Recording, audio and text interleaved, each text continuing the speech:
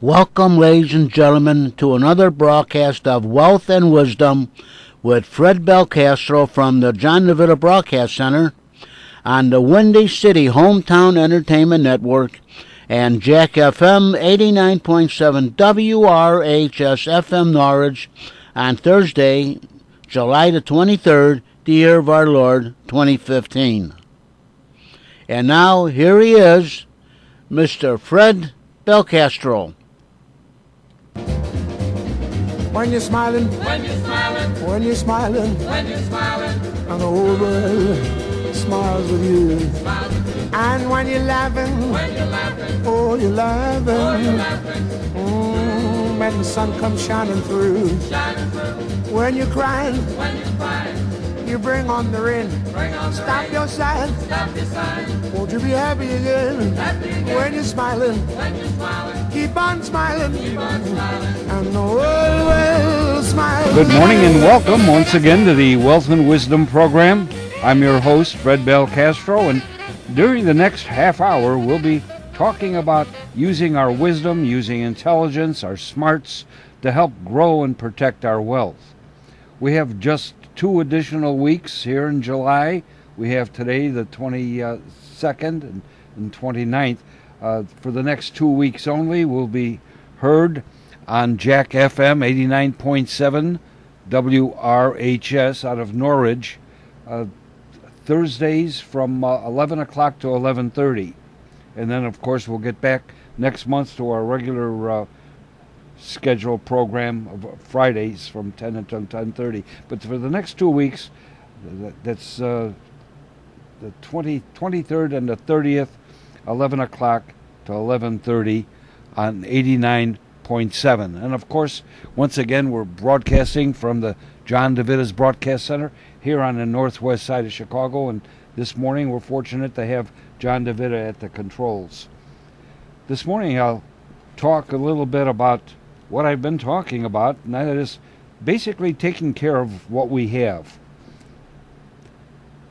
I've talked about the existence of portfolios that are growing in size and protecting our wealth, and how do we grow a portfolio. And during the talks that I give and asking audiences what is the best way or what are the best methods of increasing the size of your wealth, and invariably I'll get an answer like, well, to find better investments, Fred. Find better investments that pay higher returns and higher yields. And it's true. If we have a portfolio of investments that do nothing but go up and pay us fine yields, that is one way of increasing our wealth. And but it may not be the only way, and it may not be the most expedient way. I think we could have a bigger impact on the financial future that we have, by helping you avoid the losses rather than trying to pick a winner. Remember when we started this program some time ago, we said we're not going to sit here and talk and try and compete with that chimpanzee once a year throwing darts at a list of securities or stocks. What we're going to try and do is teach and bring in a little bit of wisdom to the program by keeping what we already have. It makes little sense to us to have $1 million, $2 million at retirement, and find out that along the way we've given up $1 million or $2 million. So what I try to teach during my talks would be the difference between just spending money and saving money. And I like to talk about and call it a wealth creator rather than a debtor or a saver. But using our portfolios, using the amount of dollars that we have to create wealth. Well, to illustrate our wealth and our wealth potential, we've said, let's take the money and put it on the dining room table. Let's take the money and put it in a bathtub. Let's take, during the talks and seminars I give, I use a tank, an illustration of a tank.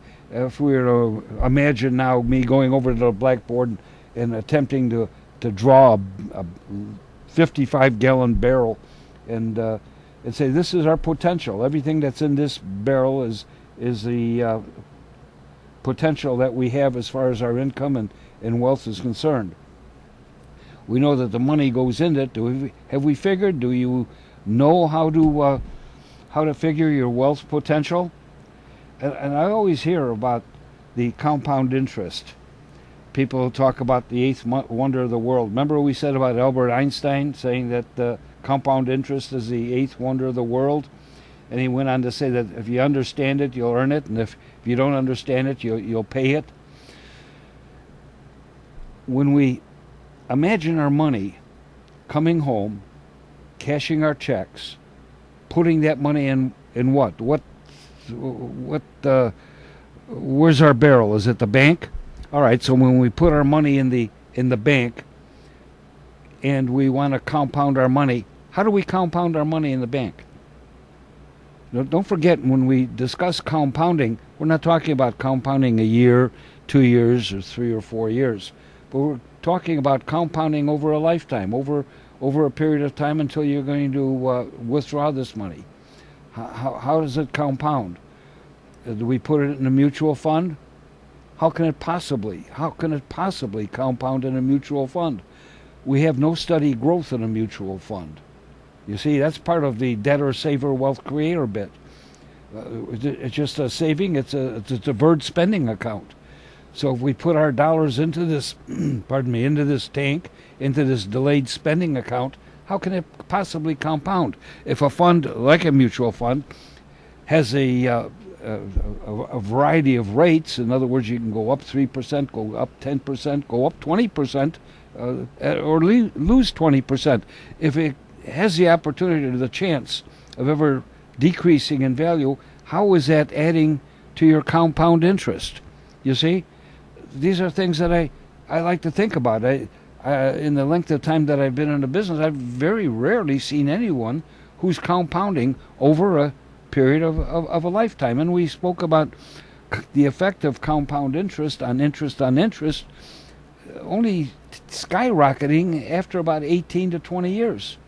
So who is compounding 18 to 20 years? And when we do this, when we pay interest for major purposes, where does the money come from? In other words, we put our money in the bank, we put our money in a savings account. Isn't it a deferred spending account? Because when we want to buy an automobile, where does the money come from? Do we finance it?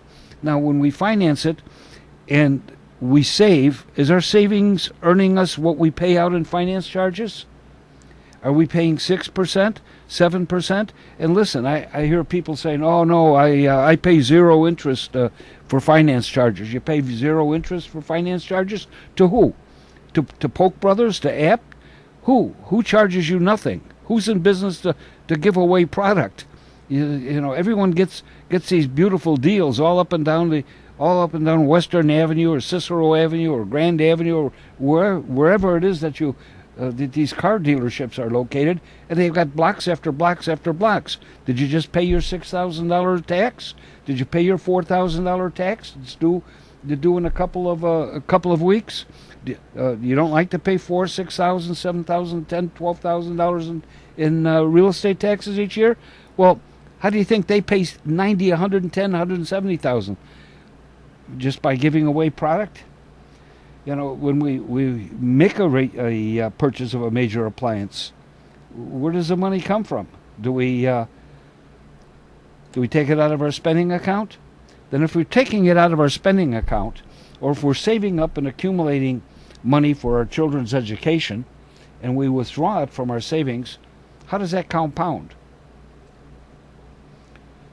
Do we look at what the difference is between amortizing and compounding? So it's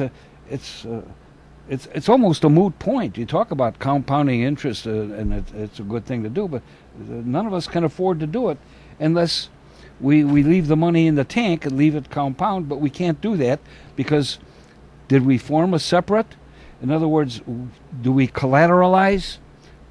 By collateralization, I'm talking about, well, I've got an automobile here, and I'm going to put up this fund to collateralize the amount of dollars I need to make that purchase, the appliance purchase or an automobile purchase, education.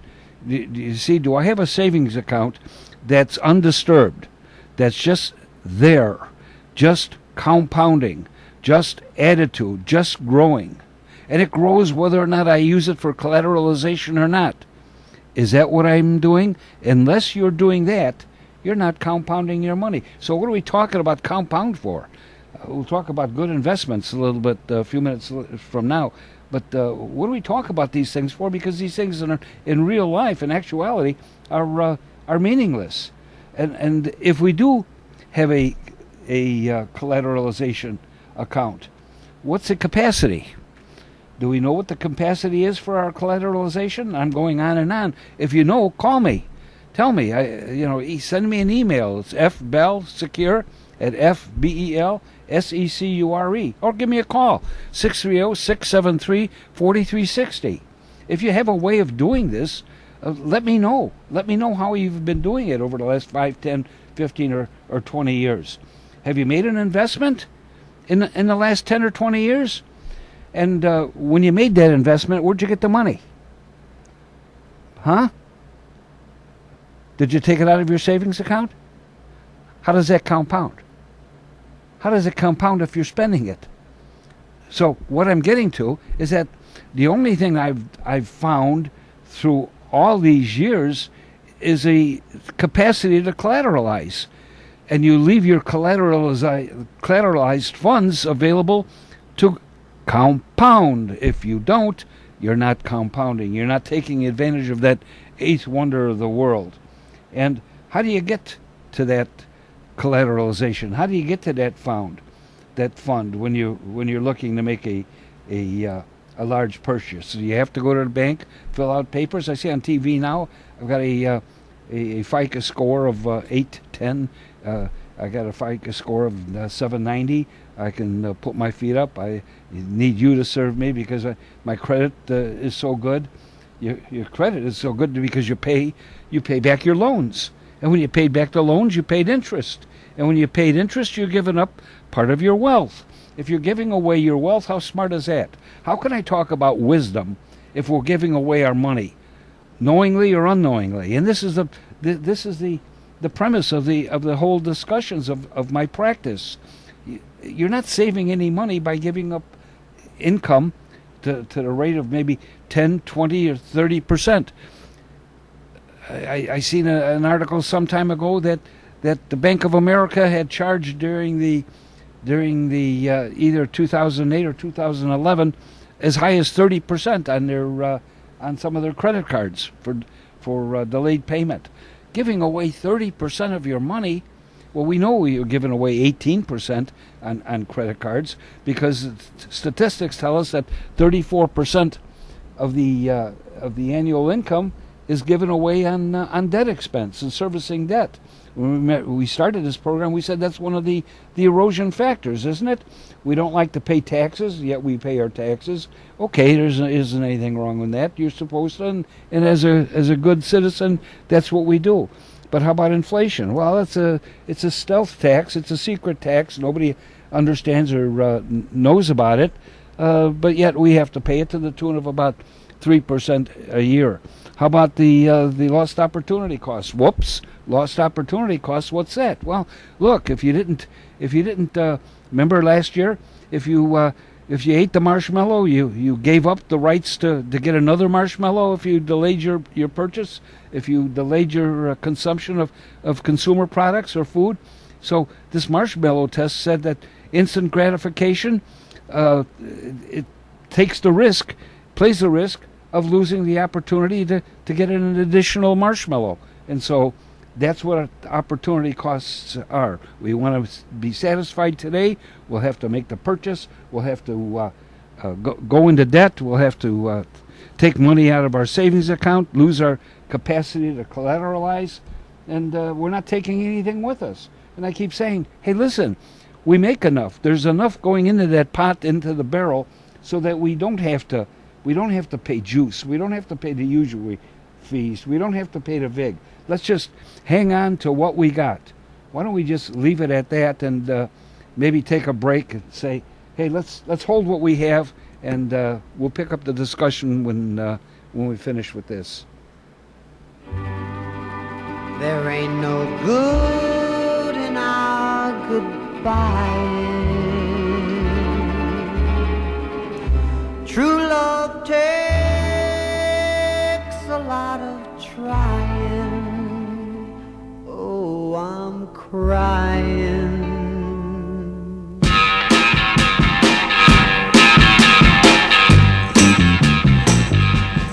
Let's hang on to what we got. Don't let go, girl, we got a lot. Got a lot of love between us. Hang on, hang on, hang on To what we got. You say you're gonna go and call it quits. Gonna chuck it all and break our love to bits. breaking up, I wish you never said breaking up. no, no, we'll both regret it.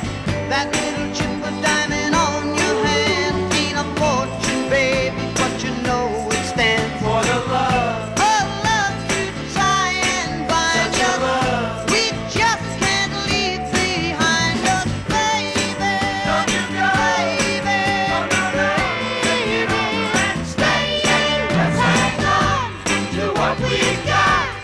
Don't let go, girl, we got a lot. Got a lot of love between us. Hang on, hang on, hang on. to what we got.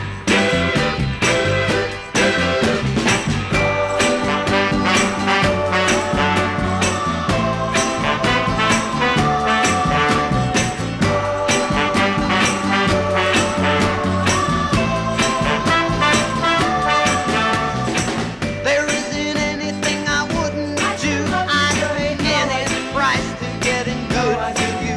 Patch it up, Give me a second patch it turning. up. Don't cool up while I'm burning. You got me crying, dying at your door. Don't shut me out. Let me in once more.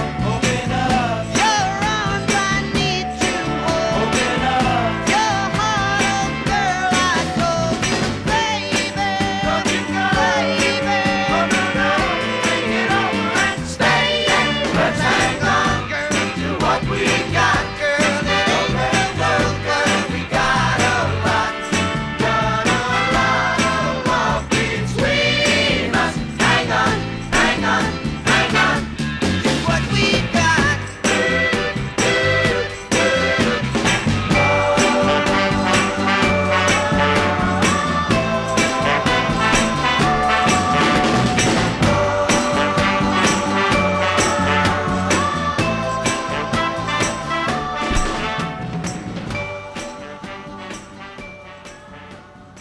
That was the original Jersey Boys, Frankie Valli and the Four Seasons, and that was recorded in 1965.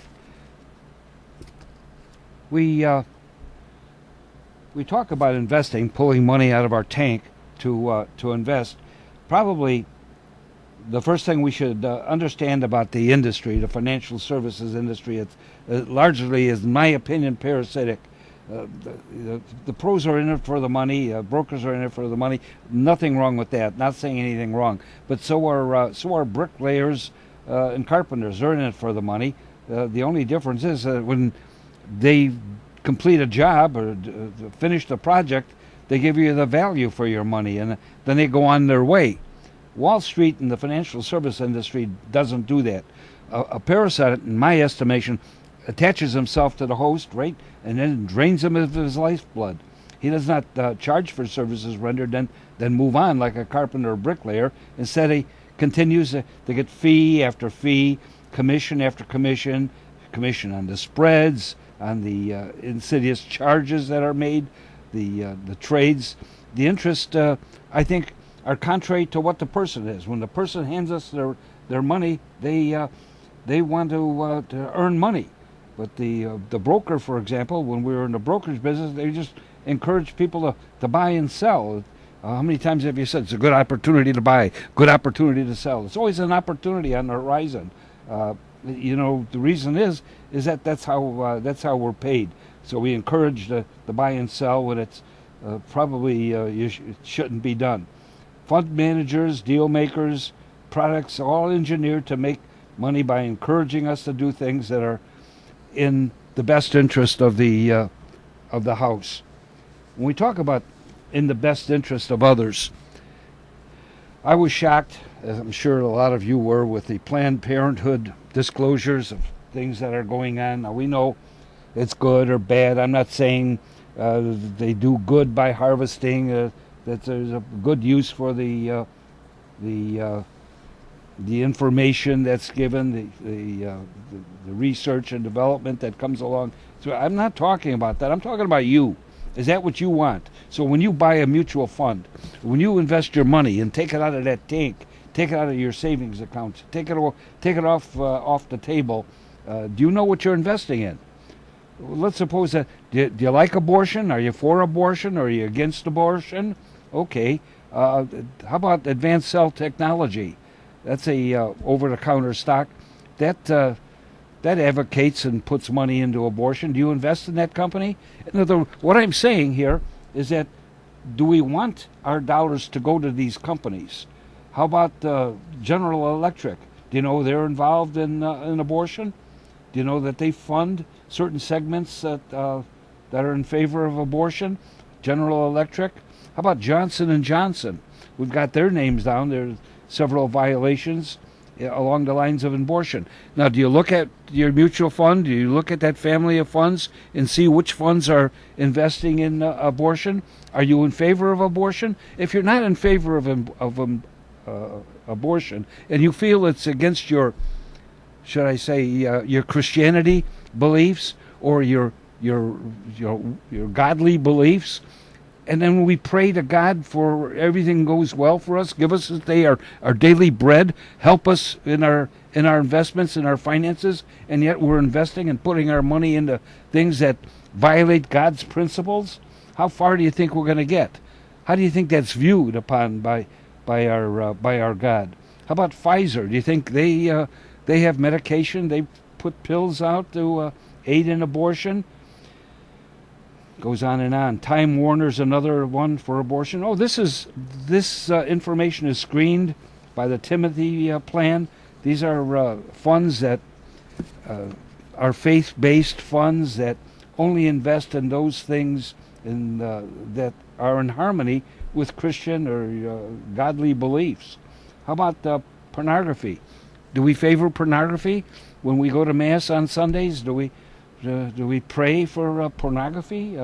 Well, that's silly, isn't it? You know, Anheuser-Busch is a sponsor of pornography, lends its money into areas that delve and help pornography, and provide pornography. How about CBS? You know, they do. How about Comcast? They do.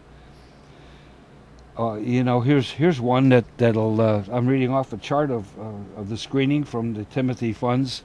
Friend Finder networks. Well, they do. It kind of sounds like that, doesn't it? Also, Private Media Group, pornography, Reynolds American.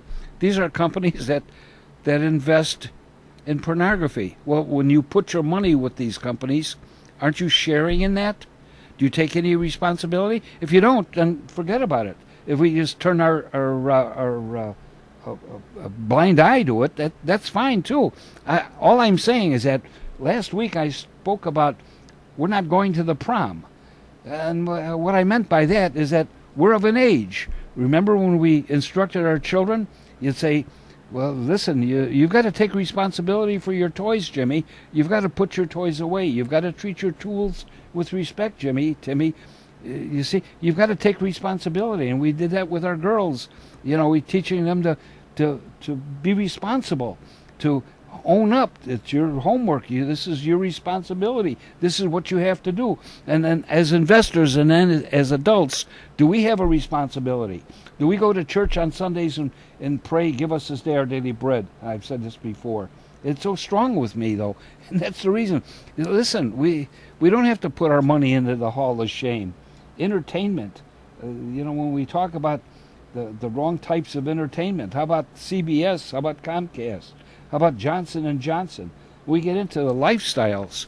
There's an awful lot of discussions of lifestyles. I don't care what side of the fence or yard you're on, but are we investing in companies that are in agreement with with our faith lifestyle. AT&T is big in the lifestyle. They're also big in, of course, entertainment. Bank of America, do you know Bank of America? Now, no one's going to turn their back on lifestyles today. So you have all these corporations. Well, do you screen them when you put your money into these investments, as they're called? When you put your money into these mutual funds, do you really know where your money is going? It used to be, listen, 25 years ago, I used to screen for tobacco and alcohol. I had clients that didn't want their money to go into tobacco products and alcoholic products, and okay, but now look at we have abortion, pornography. This is X-rated entertainment, and these are all subjects to be screened against because there's a multitude. There's hundreds and hundreds of companies that put their money into this. But let me get off the soapbox for a minute and see if we could listen to the Del Vikings for a few minutes. Dum dum dum dum dum dee doo be dum dum dum dum dum dum dee doo be dum dum dum dum dum dum dee doo be dum wow wow wow wow dum dum dum dum dum dum dum dee doo be dum dum dum dum dum dum dee doo be dum dum dum dum dum dum dee doo be dum wow wow wow wow. Well, love, darling, come and go with me, come with me, baby, yonder sea, I need you, darling, so come go with me.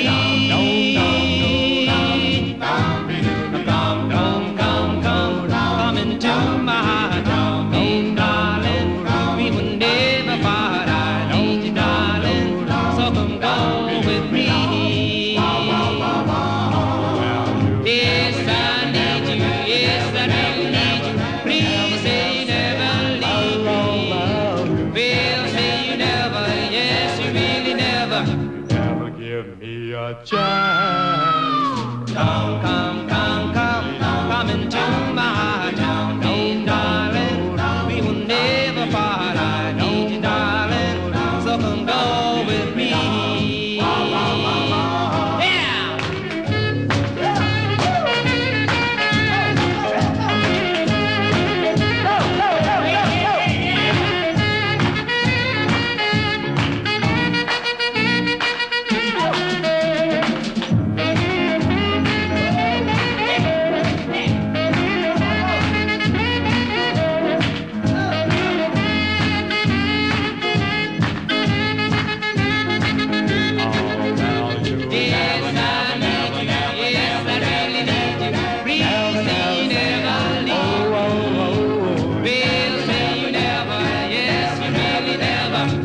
You never give me a chance.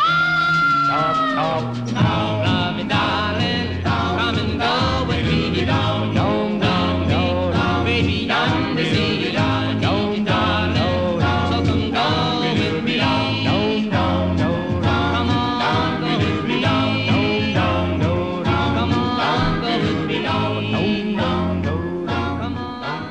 me.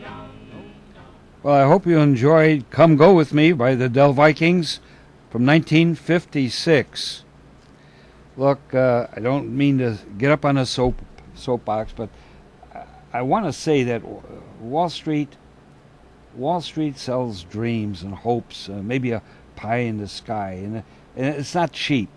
The people that work there, the labor force, we dressed well. Investment professionals often go to the best schools. We send our kids to the finest colleges. Most of the time there's degrees in finance. They're pretty intelligent people. They make a good presentation. Of course, I think sometimes, though, we wear a deodorant to cover up the smell of fear. You know, to makeup maybe to cover up hide the moral strain of flogging hopeless investments. The people who, when it comes to investments, were born yesterday. You know, they're investment people. They're not bad people. They're not dumb people. They're not good or bad or saints or sinners. They're just like everybody else. But the industry itself encourages a huge fraud that they're there to help you make money. Invest with us. We're here to help you make money. That's not true. They're there to help themselves and they make money. And they do that by taking the money away from us. Well, that's the end of my time for this week. Look forward to talking to you next week. Thanks for listening. And maybe we'll be less ranting and raving next week. I don't know. But nevertheless, listen, during the days to come, why don't we try to be kind to one another, help someone out, and, of course, make somebody smile. Thanks for listening. Talk to you again next week.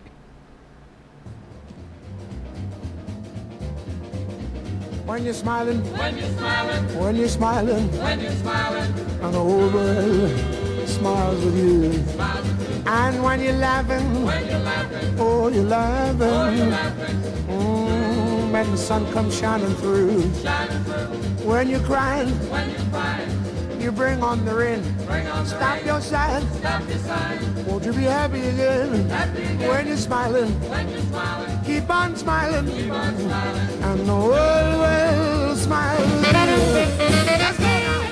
Let's go. You have been listening to Wealth and Wisdom with Fred Belcastro from the John DeVita Broadcast Center on Jack FM 89.7 WRHS FM Norwich and the Windy City Hometown Entertainment Network on Thursday, July the 23rd, the year 2015. This broadcast was directed by John DeVita. Our special thanks to radio station manager Kevin Zeflik of WRHS FM Norwich and the executive producer of Windy City Hometown Entertainment Network, Mr. John Seconda. Until next time, please be safe and thanks for listening. This broadcast was pre-recorded on Wednesday, July the 22nd, the year 2015. Have a good day, everyone.